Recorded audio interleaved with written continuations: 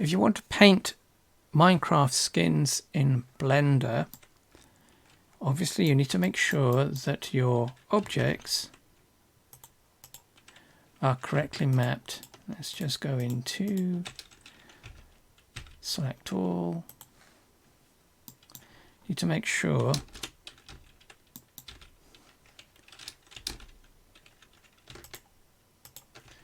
that all your UVs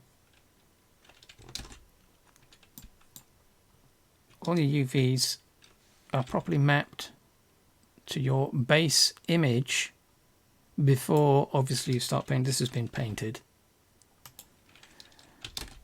because that's crucial to making sure that when you use texture paint mode,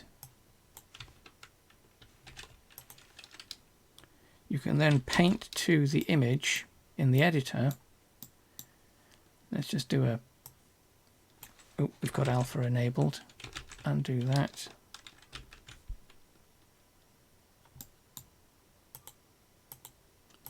Doesn't like that.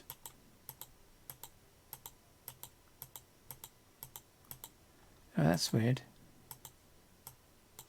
Oh, there we go.